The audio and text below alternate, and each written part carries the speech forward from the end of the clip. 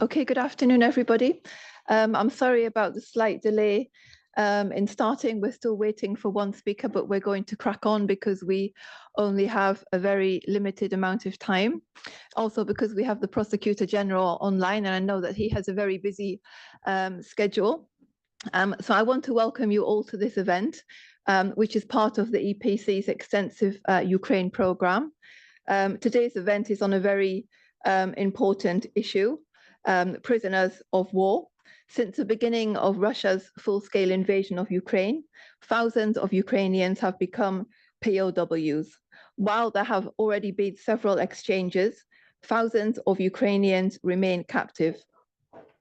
Not only that, the Russian authorities have subjected these guys and continue to subject them to widespread and systematic torture and ill treatment.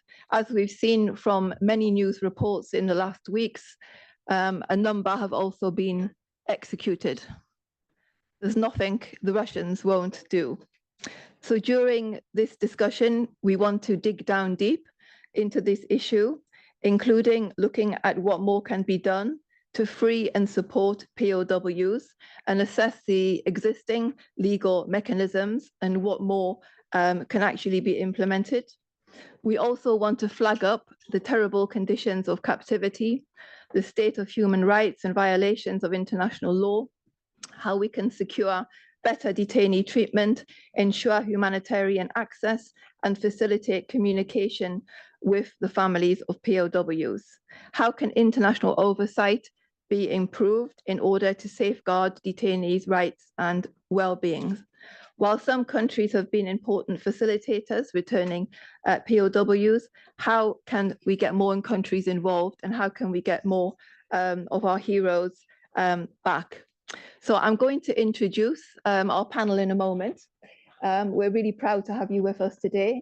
I know that many of you here have been through terrible conditions, detained as POWs in Russia, and it's good that you're here to give us your story.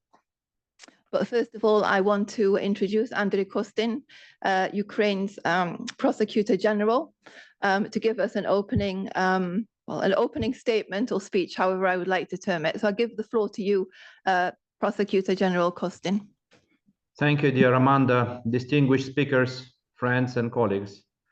I'm grateful to the European Policy Center for organizing the discussion dedicated to the humanitarian and legal issues pertaining to Ukrainian prisoners of war and civilian detainees held in captivity of Russia. Russia is determined to ignore all rules of international as it continues to wage war of aggression against Ukraine.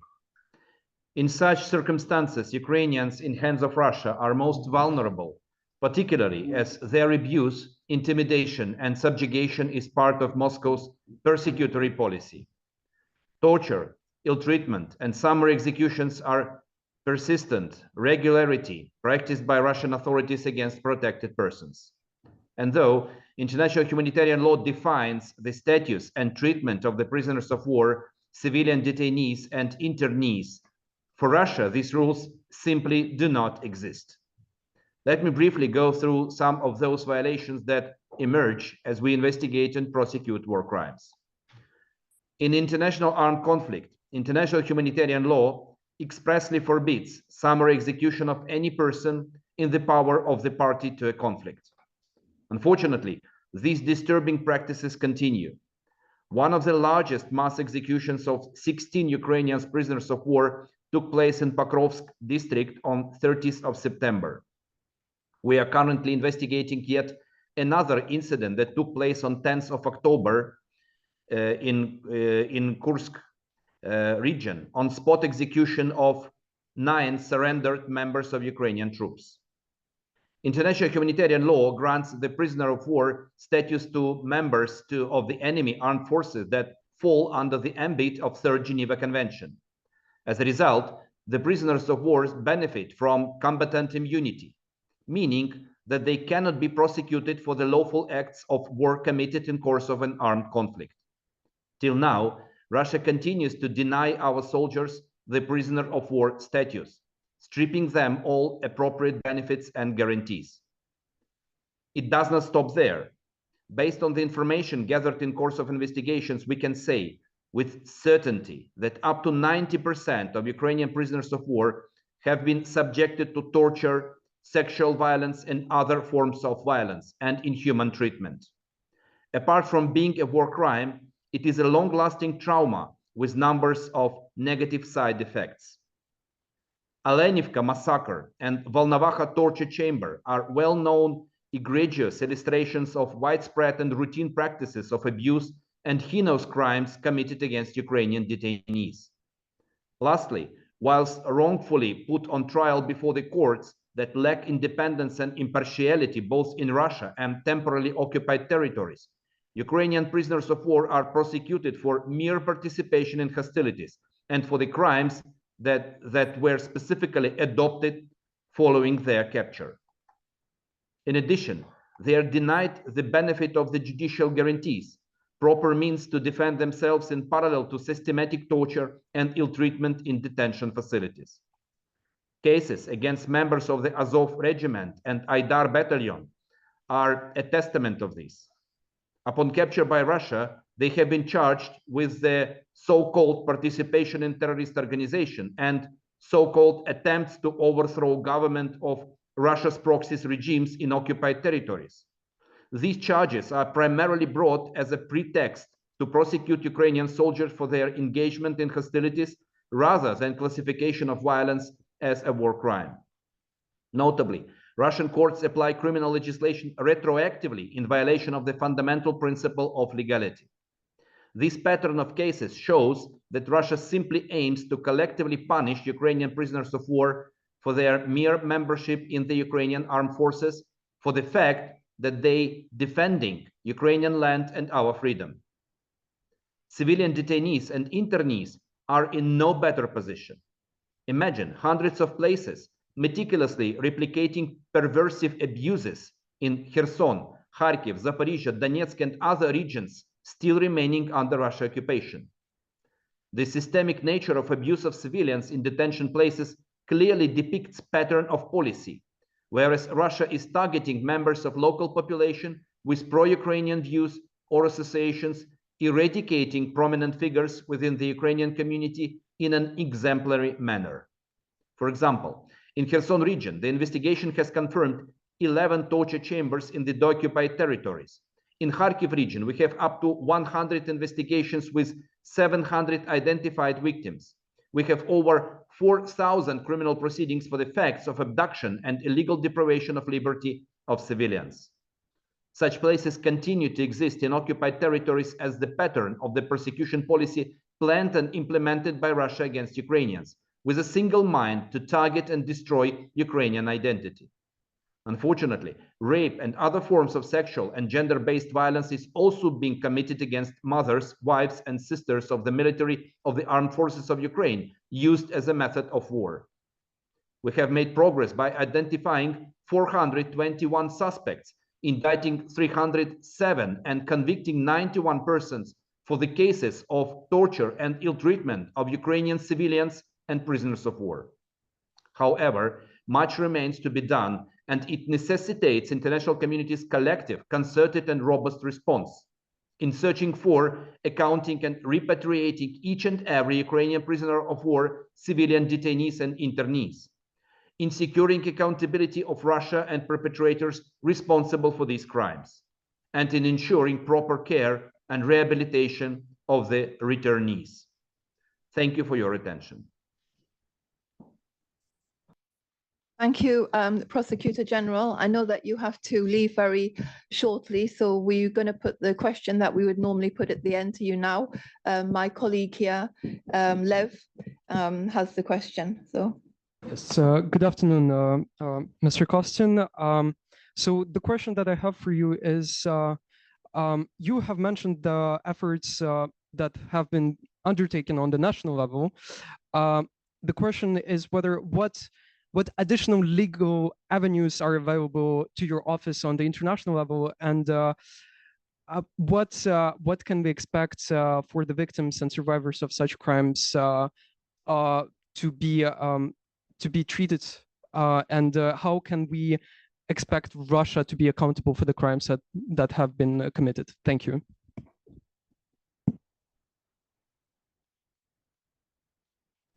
First of all, response to such international crimes, first and foremost, means accountability of Russia and Russian state officials in line with international law, meaning using all available avenues on national and international level. As you have rightly pointed, for us, this is no task more important than securing justice through an intrinsic web of accountability, which is outlined in point 7 of Ukraine's peace formula, Restoring Justice, that define existing and foreseen legal avenues.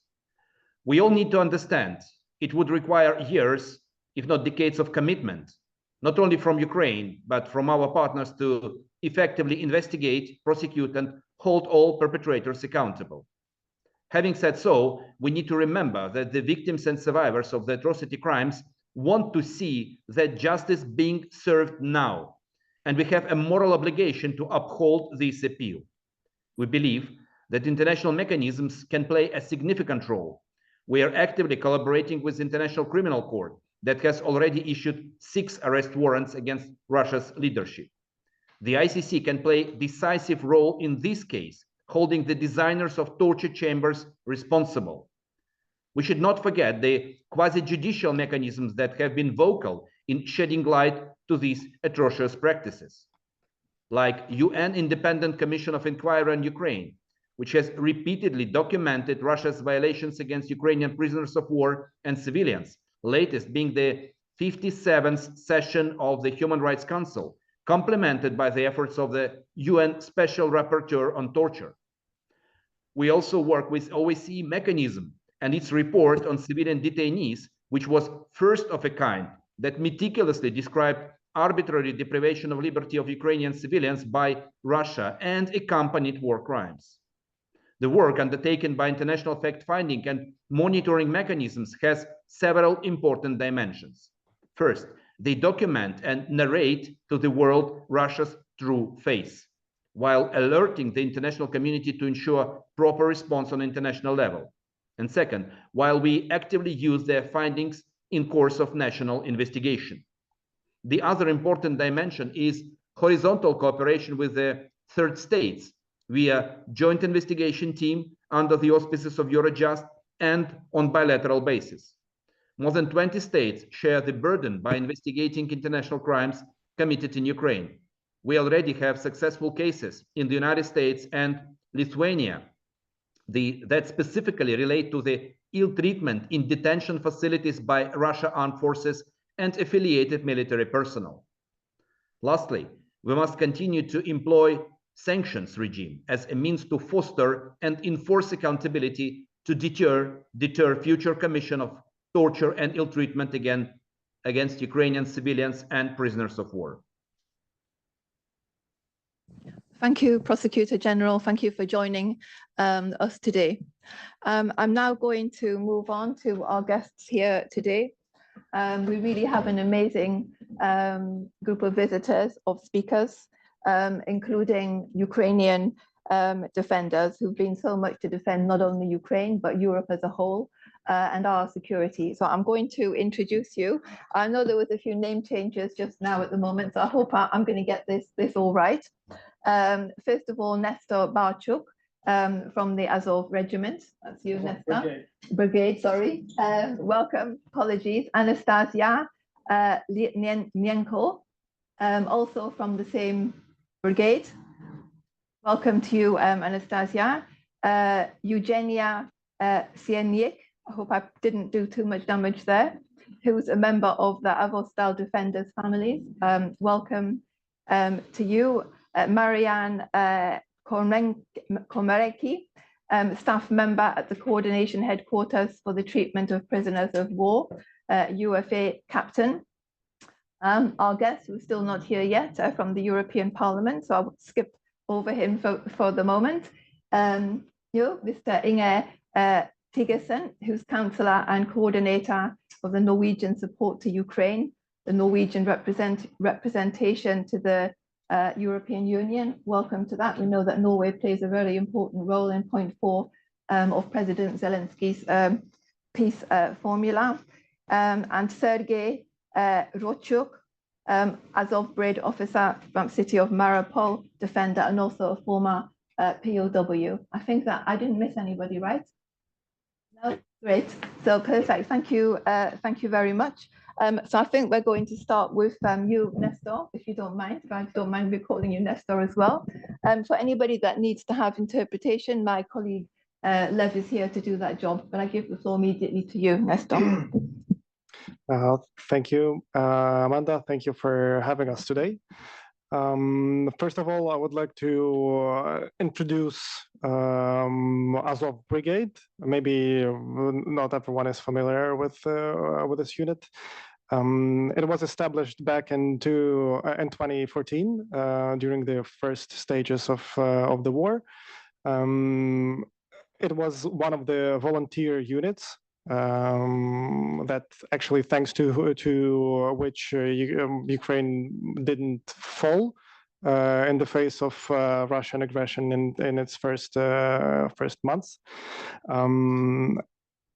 It took part in the defense and liberation of Mariupol in 2014.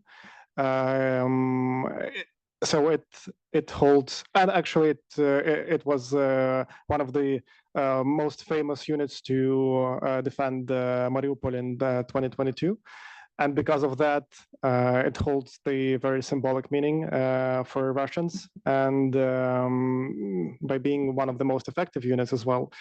And for Ukrainians and for Russians, Azov Brigade is one of the symbols of fierce resistance. And that's why actually it's been target of Russian propaganda and Russian hate in captivity. Russian propaganda was successful, partially because Azov Brigade was stripped of any Western weapons and Western training because of those narratives of Russian propaganda that we are Nazi and we are far right. Still, we don't have any political attribute or any political views. I mean, you understand, we don't have any kind of groups or any kind of politically oriented groups in the brigade. That's why Azov soldiers, Azov Brigade soldiers who were in one of the units that defended Azovstal for a long time. In Mariupol, they are facing trials in Russia and being convicted for, as Mr. Kostin said, for being the part of the terrorist organization. They're not treated like prisoners of war, they're treated like terrorists. And from around 900 Azov POWs, more than 100 is already convicted, and they can only be freed by Putin's amnesty, which is very unlikely to happen. So we just have to win the war to get them back. Obviously, and violating the Third Geneva Convention, they are being kept not in special camps, but in prisons next to killers, maniacs, rapists, and treated worse than other Ukrainian POWs. Of course, every Ukrainian is in horrific conditions. However, because of the symbolic meaning, Azov soldiers are treated especially bad in Russian captivity. Sergei was one of the Azovstal factory defenders, and he went through Russian captivity. Maybe you can share or step in, share a few thoughts. Yes, for sure. Hello, everyone. Nice to meet you. My name is Sergei. I am an active duty of 12 Special Force Brigade Azov. The medical service officer.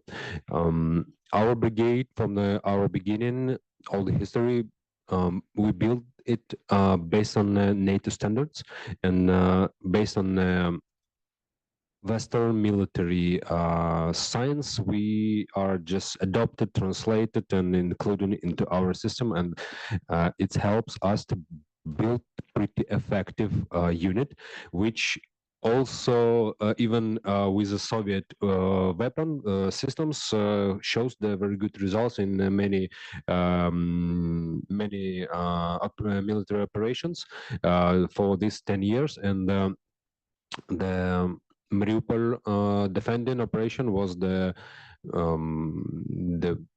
maybe good results, show how big good results we can get even with a Soviet weapon, because all this time for 10 years our unit was banned and distanced from Western weapons and Western official trainings and training supports. So we don't stay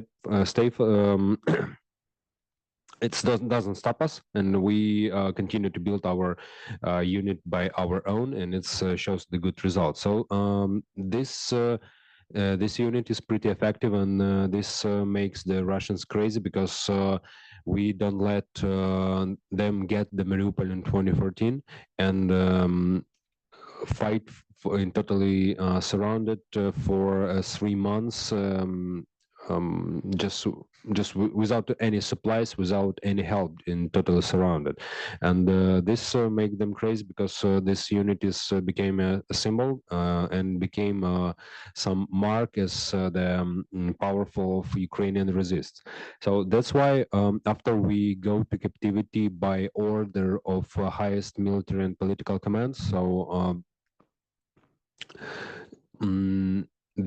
Russians thought that they are destroyed our units. It's will stop existing, but it's working till nowadays, and became much more bigger and much more effective. So now it's not the regiment, now it's the size of the brigade.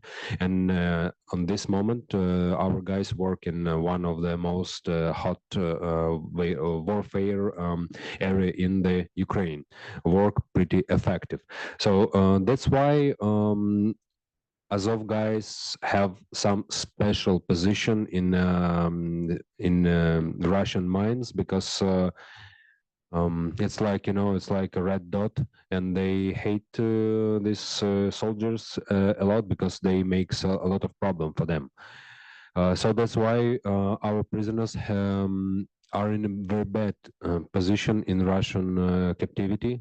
They are tortured permanently, have some physical and mental torture, and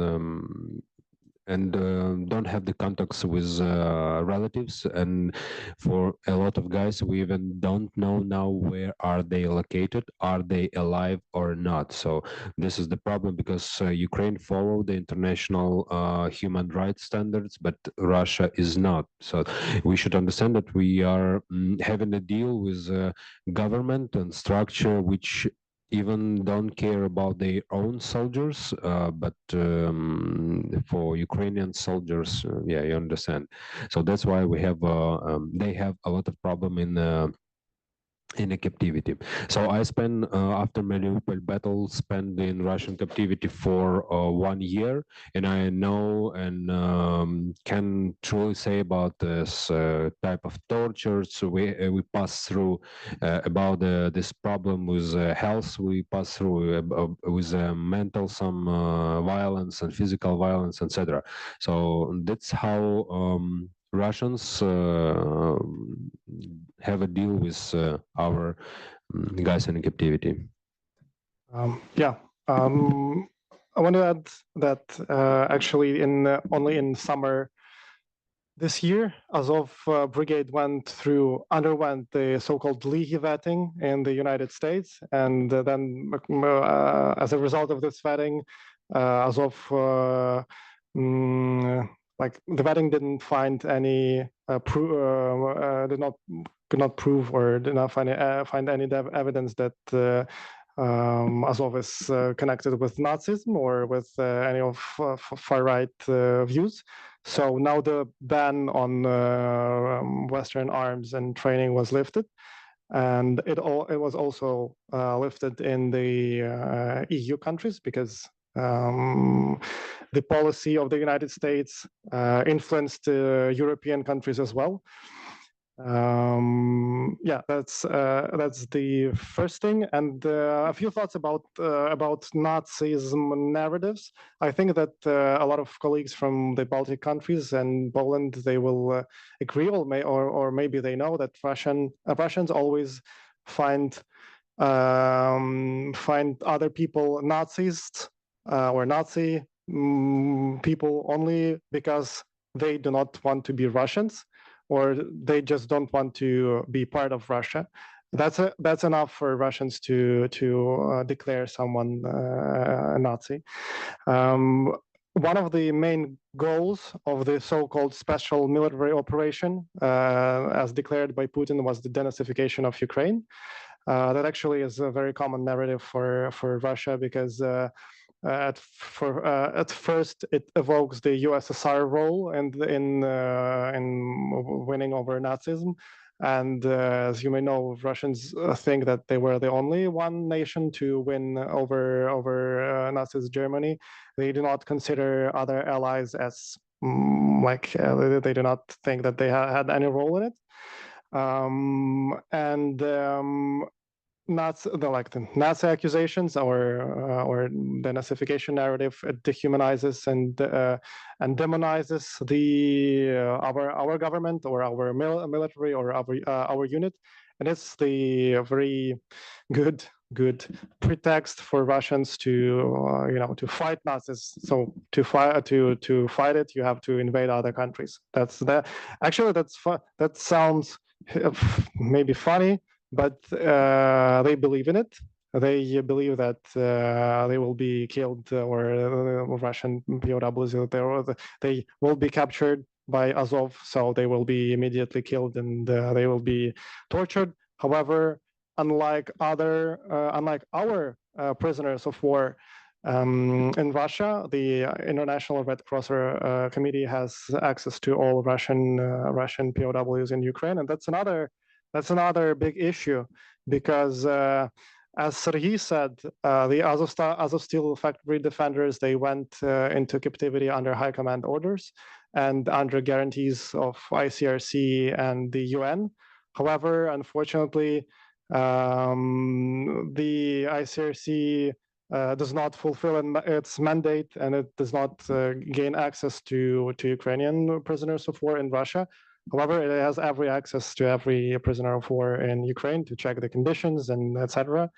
And we only know about our prisoners of war there because from the guys who get back here, so they can give more information about who they were in prison with and their conditions. So here's the thing, and here's the question I would like all of us to think about, is that in the clash of Western civilization with the value of another person's life and well-being, in the clash of democracy and dictatorship, or I like to call it the evil axis, because there's not only Russia in this war that are fighting against the Western values. So what should we do when the international humanitarian law just does not work? What should we do when we, with this feeling of unjust and unfair, when we provide Russian prisoners of war with every means for them to be healthy and alive in our territory, and then every week or every other day we saw footages from the surveillance drones of Ukrainian prisoners of war being executed just by shooting in the head. And it happened a few times in a couple of weeks. So where does the international security architecture fails, and how to deal with this situation, how to deal with a with a nuclear superpower country when it just can be fined or can be kept accountable for the war crimes? Because after the World War II, The Western Germany went through the very complex way of transformation when Nazi soldiers were shown footages and videos from concentration camps. However, I don't think that the 144 million country will be so with the nuclear power or with the nuclear bombs will be so easy to de-Russify. So we'll have to deal with it, and we have to answer the question: where does the international security fails? Architecture fails, and how to deal with such problems where democracy clashes with dictatorship. That like where IHL international humanitarian law does not work at all. Yeah, maybe someone from you want to step in, because I'm just maybe some question.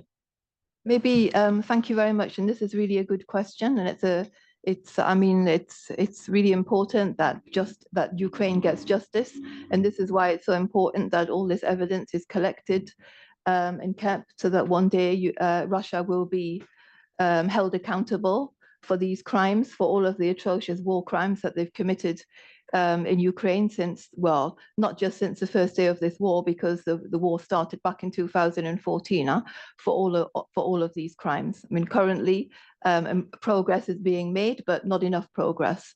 So we don't have, I think, a good answer to that question here at the moment.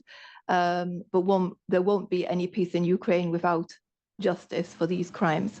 But maybe we can come back to you, Sergei, because you obviously were involved in a prisoner exchange. Maybe you could give us a few insights in how that happened and how you've been integrated back into I mean, you can't say normal life, right? Back into Ukraine since your heinous imprisonment in Russia.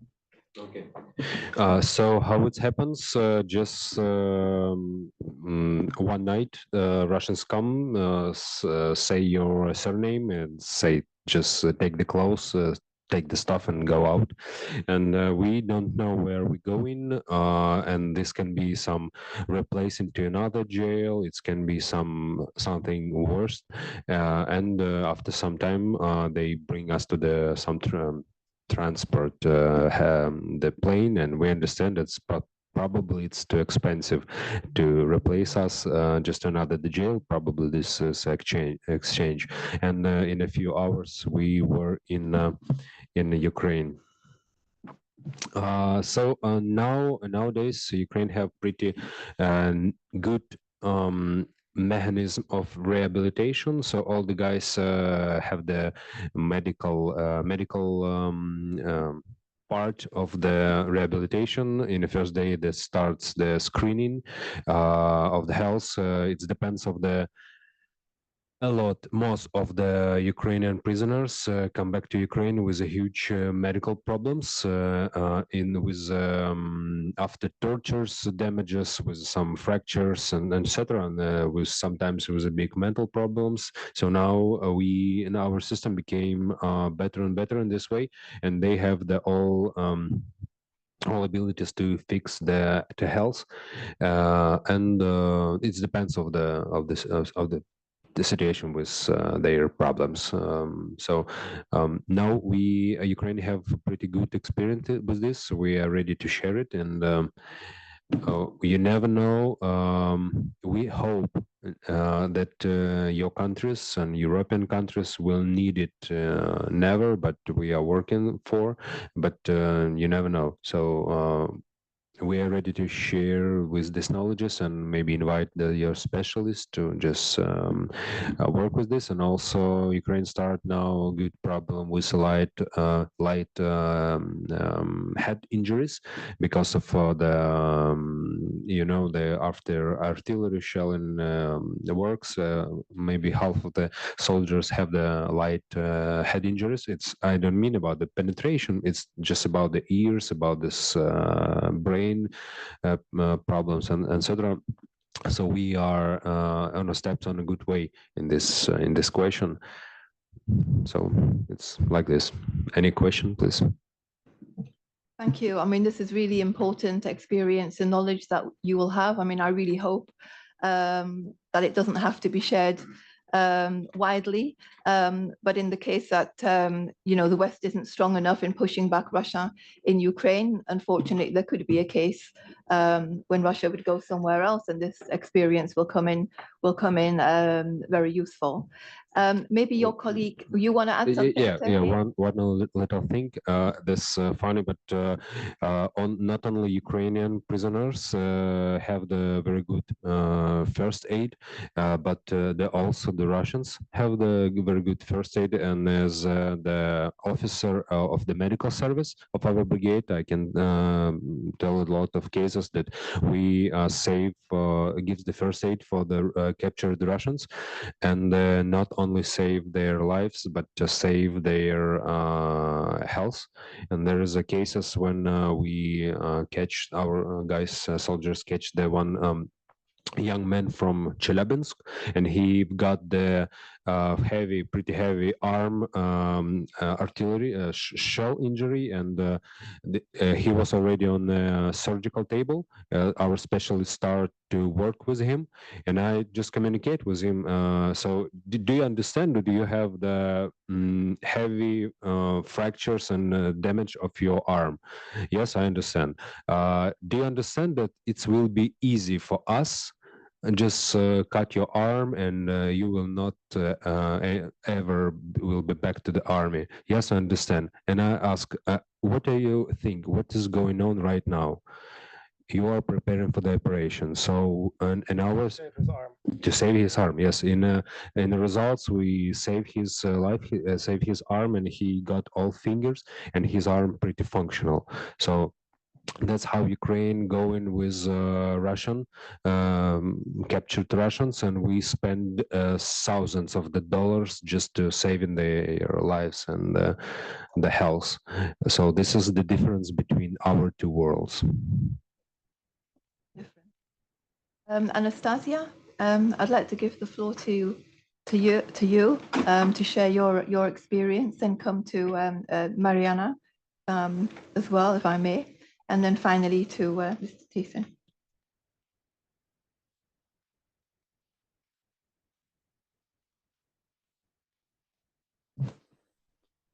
Hi, my name is Nastya. I want to add about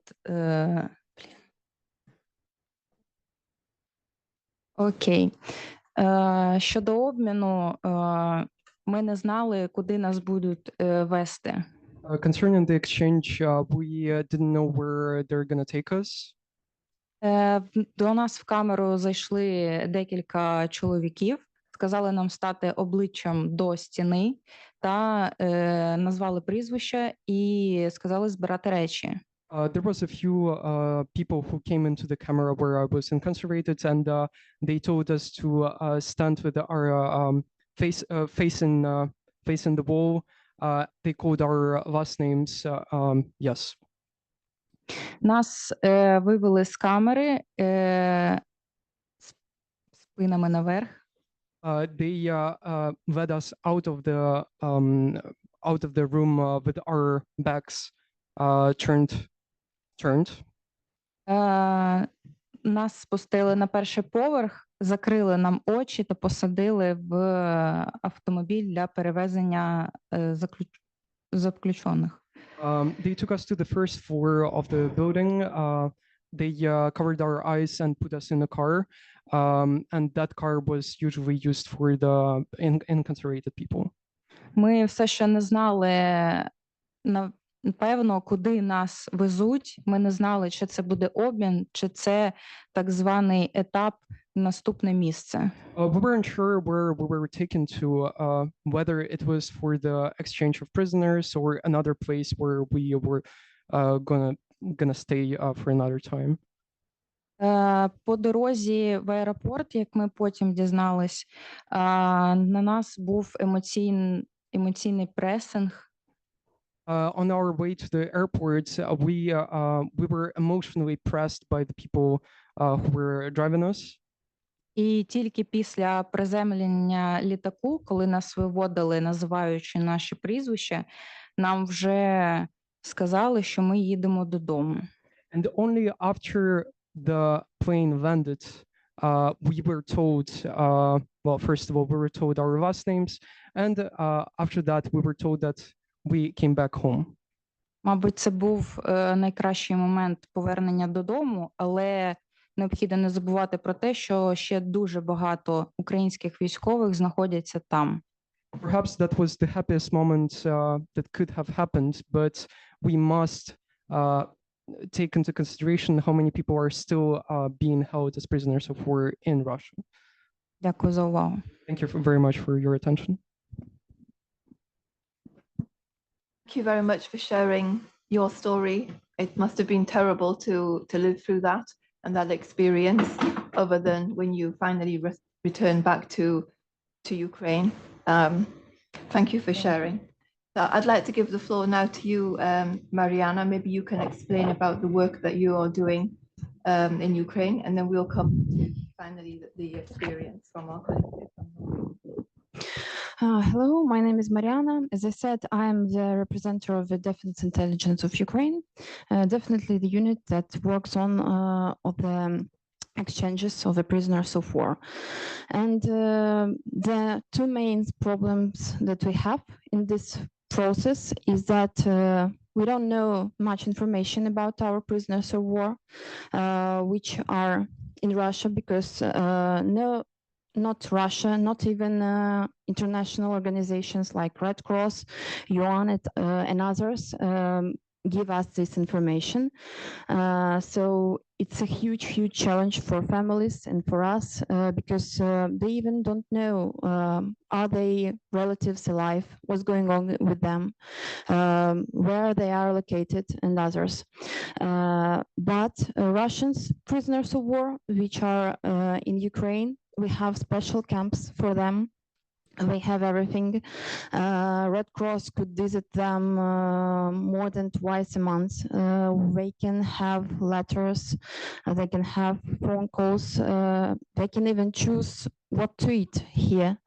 And we have proofs for that. But for our prisoners of war, we really don't have nothing. As Nestor said, the even information we have, unfortunately, is information from those who has been released, for those prisoners of war, which we took back from Russia. Of course, it's like a very small percent of information. So what we want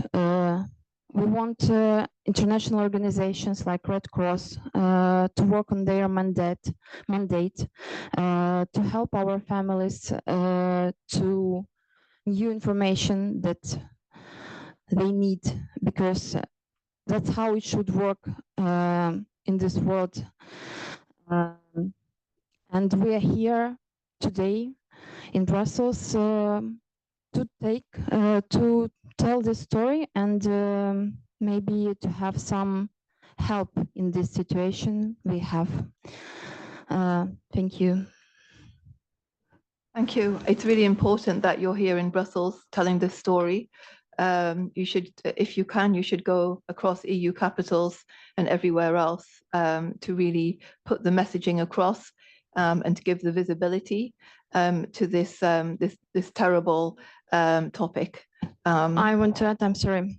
The main problem why Azov soldiers are here is that we can prove that Russians don't even want to negotiate about these soldiers. So every time we start to talk with them about release of these soldiers, of the Mariupol garrison, of Azov soldier brigade, they said, let's stop and let's talk about that in a month, and in a month, etc.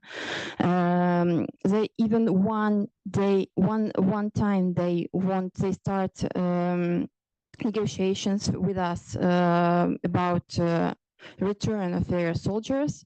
Was just 1 month ago. Then it was Kursk operation, and some Chechnya soldiers, Ramzan Kadyrov soldiers, they took in by our soldiers were took in captivity, and that was the only one time they wanted to return their people. So we can exchange them to Azov soldiers and some other soldiers of Mariupol garrison, but it's like an exceptional. So that's also the challenge we're suffering right now. Thank you. Thank you. Eugenia, would you like to contribute as well on this topic? Okay, actually I'm representing the families who are still waiting POWs. Actually, my brother, he has been in captivity 2 years. He is actually two servicemen of 20 Azov Brigade, and as I know, the last year he was in Taganrog. It's a hell in captivity from build, because we know a lot of tortured and huge conditions from this build. And as I know, of which 6 months my brother was isolated, and after that Russia illegally sentenced him, actually forced by tortured, and now he going to high security colony on 27 years, and it's not the end, because we know that Russia sentences our defenders to full life. Actually, what yet? You should know that it's very difficult to say about own experience. I mean about our ex-prisoners of war, because it's a sensitive topic, and we now have a lot of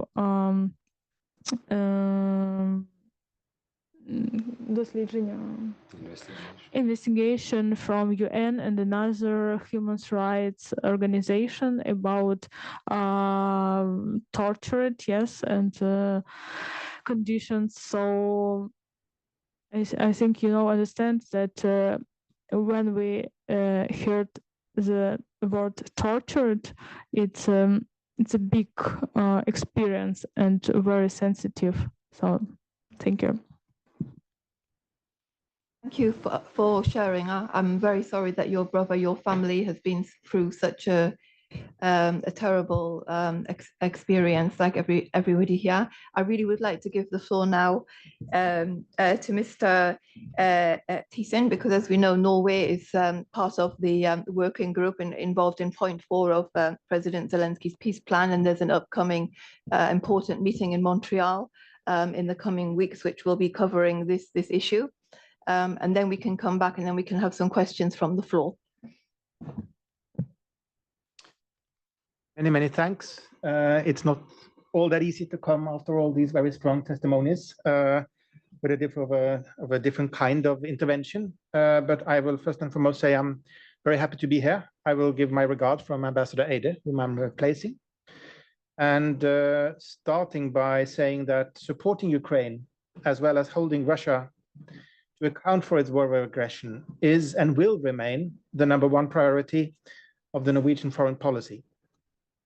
I think I can say also, based on what we have heard, that we all need to support Ukraine in all ways possible, be it politically, financially, military, or legally.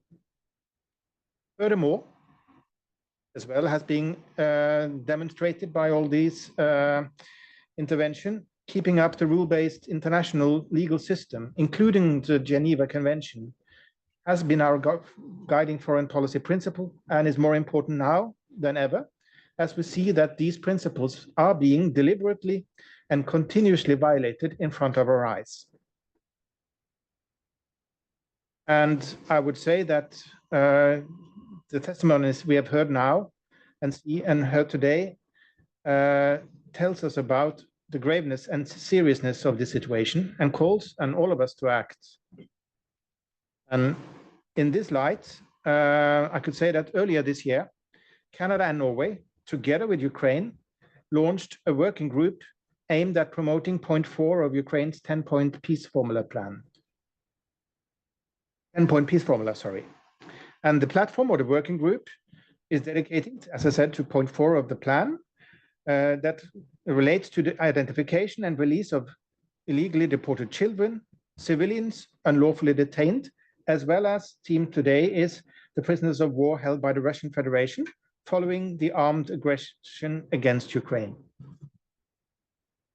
And we have heard about all the thousands of prisoners of war that are currently being held in captivity and the experience they have with systematic and widespread torture, ill treatment, as well as sexual violence. As well as we have also heard that the families are deprived of information about their location and well-being of their relatives.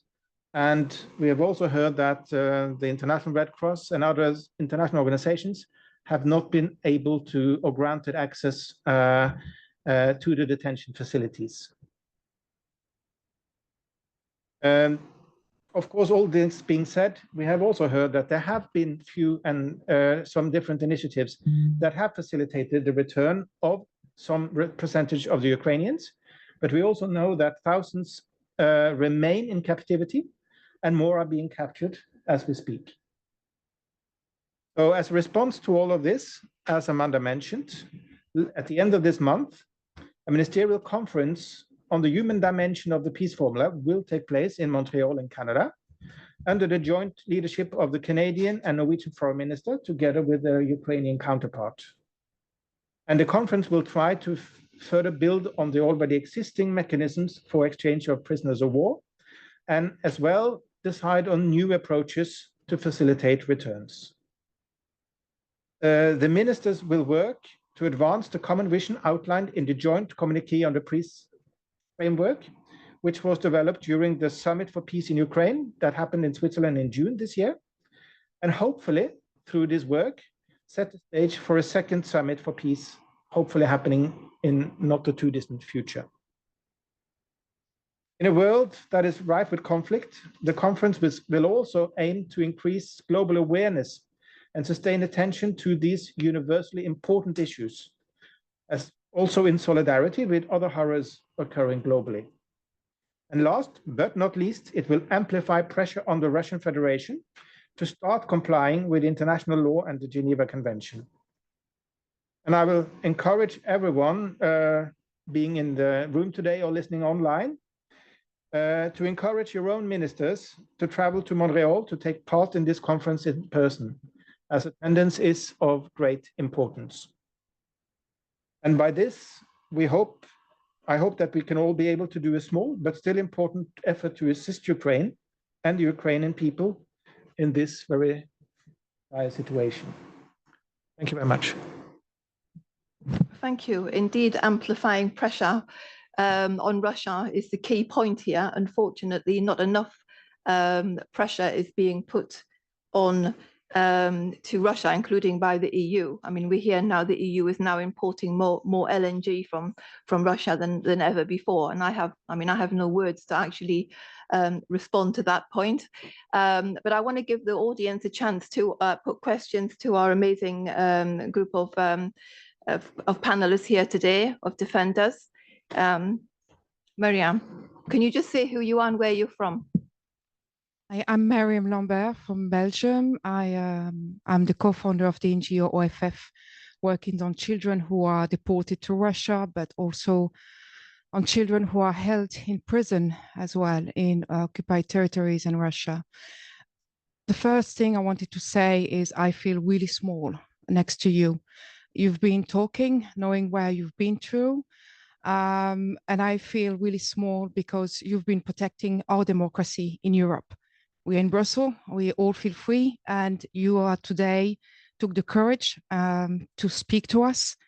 And I think after 2 years of war, this is something that should be beyond that. You should be more visible.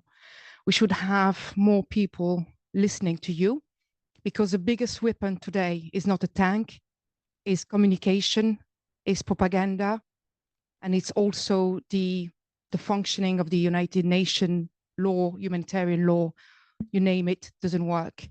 The question is from Mr. Kozhekin.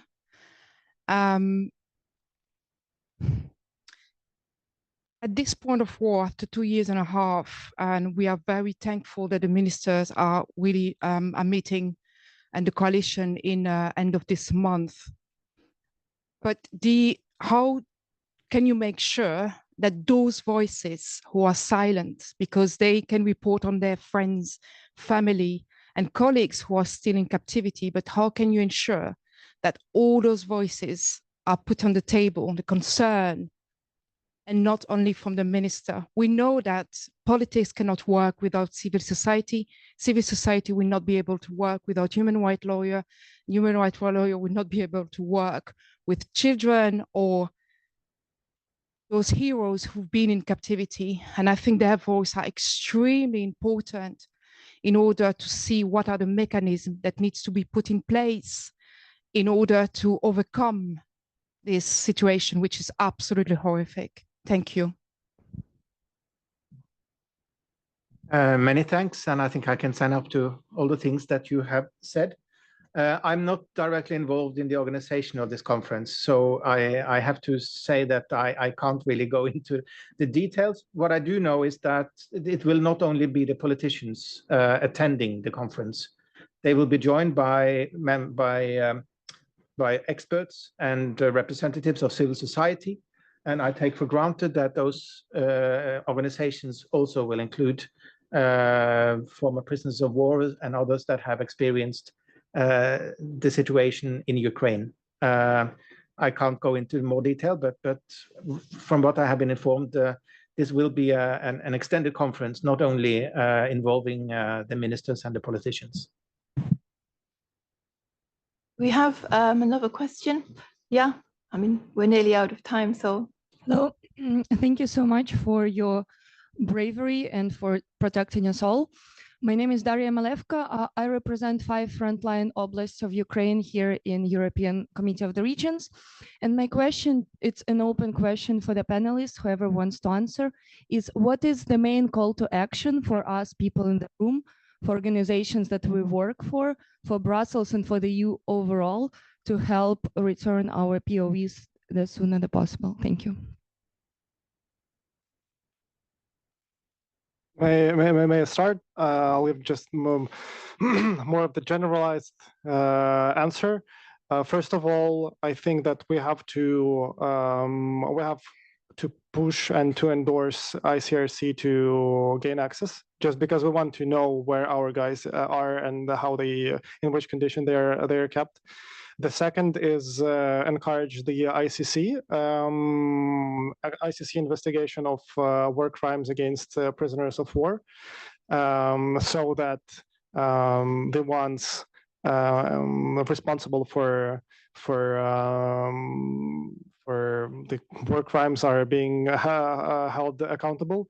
And the third one, may sound the easiest, however, we have to win this in this war to get all of our guys back, and that's the thing that we keep struggling to do, because the world and Western societies are very much afraid of the Third World War, which can be understandable. But the main way to avoid Third World War is to make the occupier lose at the first in the first country it decides to invade, because Russians will go further west. Ukrainian is currently just a dam that stops Russians to move west. They are pretty sure that they are already fighting NATO, and that's why we also should consider, because they are fighting the vanguard of the evil Western Empire, not Ukraine right now. And with different means of hybrid war, they will try to disrupt. They will finance separatists in the Baltic countries. They are already calling Poland Nazi country, etc. So, drawing parallels between the Second World War, Ukraine now, I consider Ukraine like a pre-war Czechoslovakia.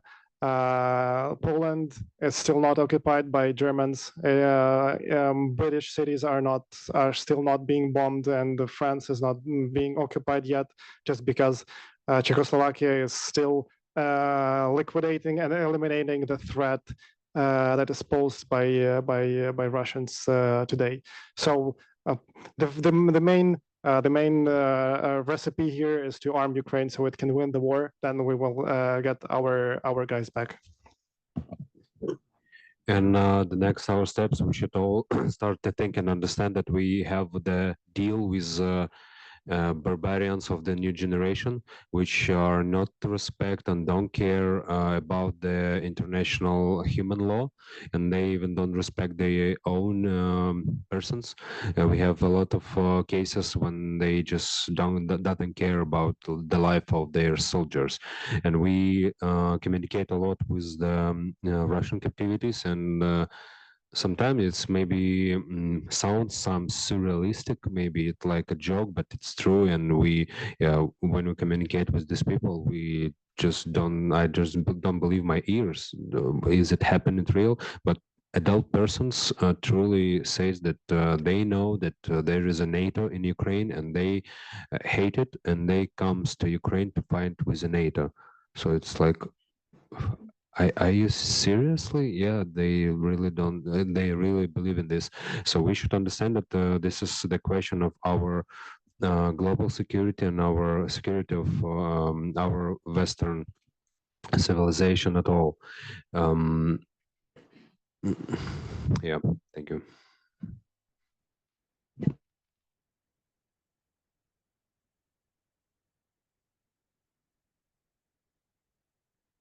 I'm afraid we've run out of time. That went really quickly. It's a pity we couldn't have had another hour because what you have to say is so important. I really want to thank you all for coming here today and sharing your stories. I mean, tragic stories, but I still have hope that in the end justice will prevail and Ukraine will get the result it will deserve, and all POWs will be released and come back home.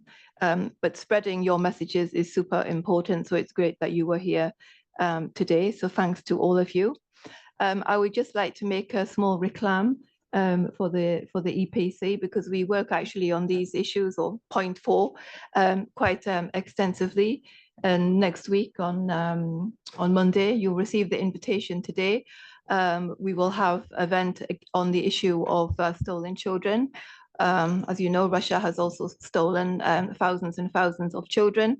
And next week actually marks the anniversary of the kids that were stolen from the orphanage in Kherson. So please do join us for that, because this also requires international pressure to find ways to get these children back to their families, in the same way we want to see all of your relatives and colleagues return to Ukraine, to the families where they belong. So thank you very much again for coming. Thanks to the audience. This event will be on our website as well. We'll spread it on social media so that your messaging gets to the biggest audience as possible. And I hope the rest of your visit goes very well. Thank you, and Slava Ukraini. Thank you for having us.